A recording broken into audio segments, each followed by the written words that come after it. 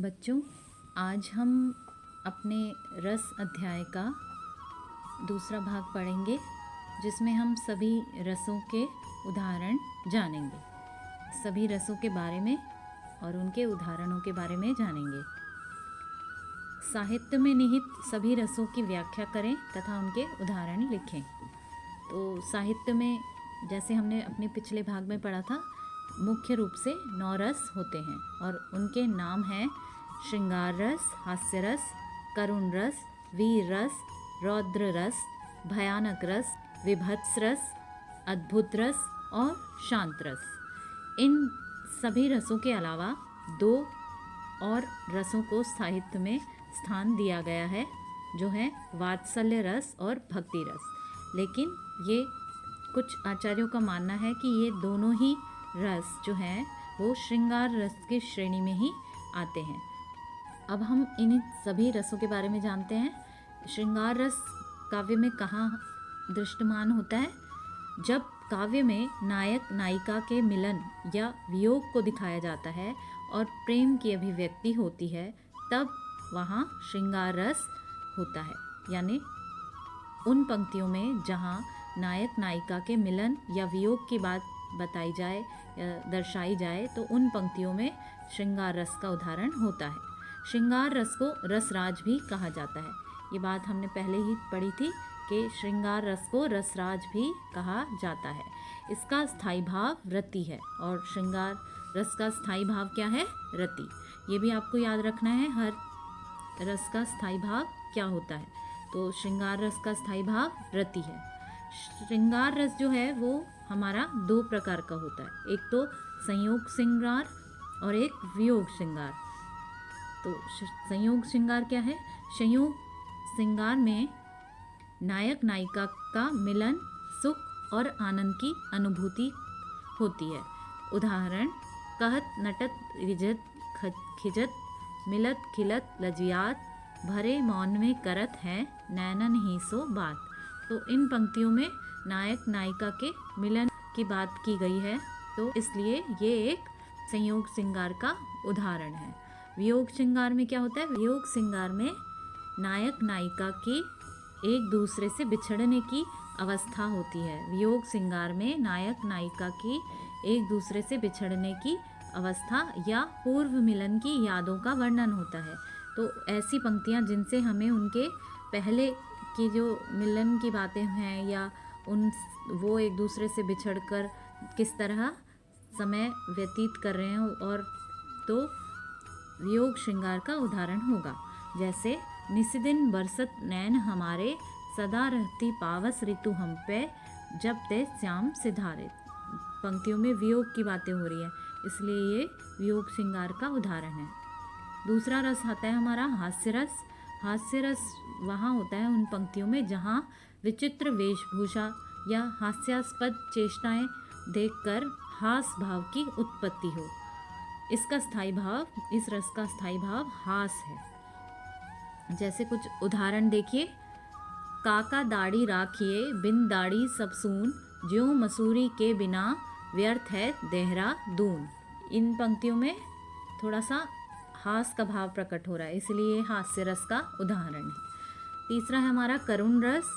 शोक, दुख, दीनहीनता से उत्पन्न विषाद की स्थिति से करुणा रस की उत्पत्ति होती है। जिन पंक्तियों को पढ़कर मन में शोक या दुख या किसी दीनहीन के प्रति जो भाव उत्पन्न होते हैं, तो वैसी स्थिति में करुण रस होता है। जैसे उदाहरण यहाँ देखेंगे: प्रिय मृत्यु का अप्रिय महासंवाद पाकर विष भरा, चित्रस्थी निर्जीव सी होकर गिर पड़ी उत्तरा।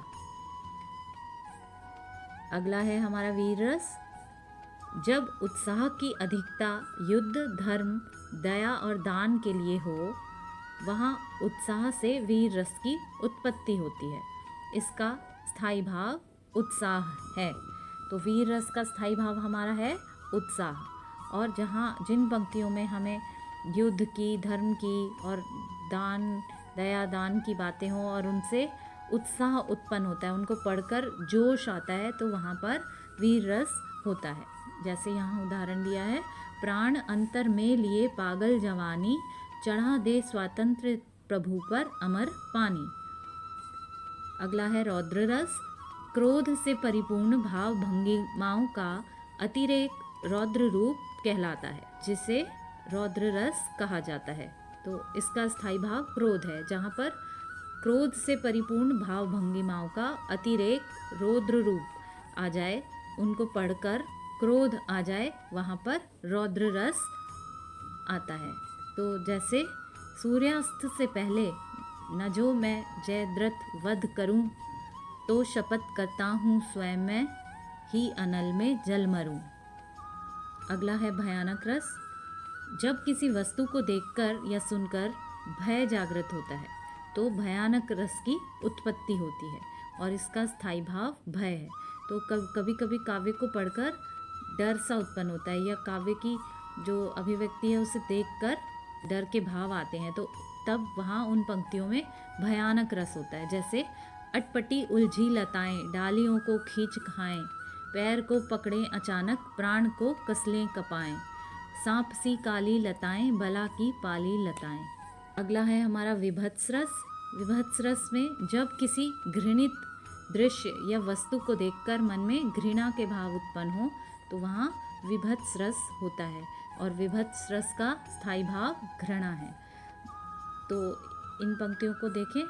सिर पर बैठियो काग आँख दो खात निकारत, खींचत जिभी स्यार अतिही आनंद उर धारत, गीध जांगी को खोद खोदी के मांस उपारत, स्वान अंगुरिन काटी काटी के खाद विदारत। अगला है हमारा अद्भुत रस। अद्भुत रस उन पंक्तियों में होता है जब किसी असाधारण घटना या चमत्कारित वस्तु को देखकर विस्मय का भाव उत्पन्न हो, यानी कुछ अचरज भरा भाव उत्पन्न हो, तो वहाँ पर अद्भुत रस होता है। और अद्भुत रस का स्थायी भाव विस्मय है। उदाहरण देखें इसका। अखिल भुवन चार आचार सब हरि मुख में लखियातु, चकित भई गदगद वचन विकसित दृग पलकातु। अगला है हमारा शांत रस। शांत रस जैसे जब सांसारिक दुख विषाद आदि भावनाओं से विरक्त होकर शांत या निर्वेद का अनुभव हो, तब शांत रस की उत्पत्ति होती है। ऐसी स्थिति में सारे विकार शांत हो जाते हैं और इसका शांत रस का स्थायी भाव निर्वेद है। कई बार काव्य पढ़कर ऐसे भाव मन में उत्पन्न होते हैं, उन पंक्तियों को पढ़कर ऐसा लगता है कि संसार से मुक्त हो जाएं। तो ऐसा काव्य जो होता है, जो इस तरह के भाव उत्पन्न करें, तो वहाँ उन पंक्तियों में शांत रस होता है। जैसे मन मस्त हुआ फिर क्यों डोले, हीरा पायो गांठ गठियायो बार बार क्यों खोले।